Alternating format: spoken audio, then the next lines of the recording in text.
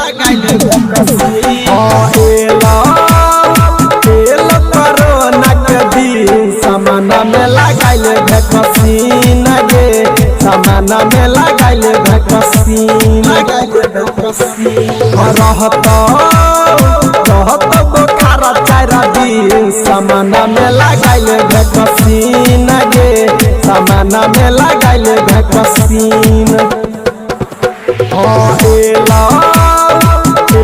corona के दिन समाना में लगाइले वैक्सीन गे समाना में लगाइले वैक्सीन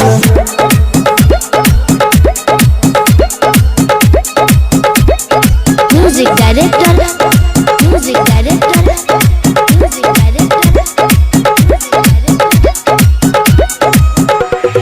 डीजे धनुराज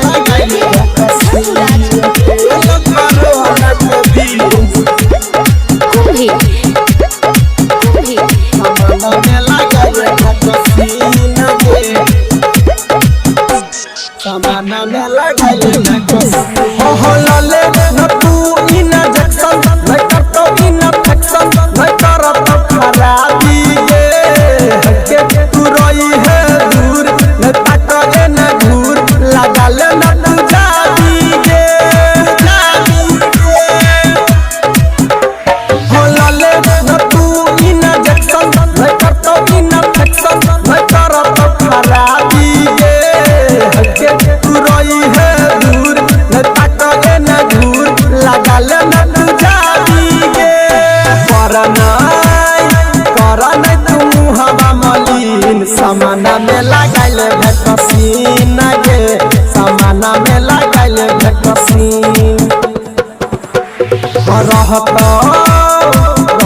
बुखार 4 दिन समाना में लगाइले वैक्सीन गे समाना में लगाइले वैक्सीन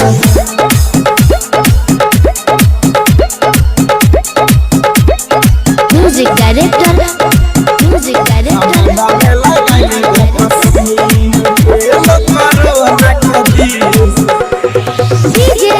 धनुराज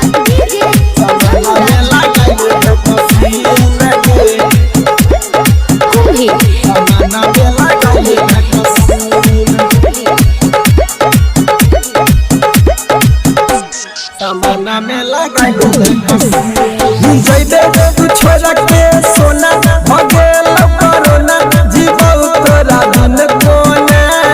लले तू वैक्सीन नहीं तो एतई हमारा गे सुना रात के रोना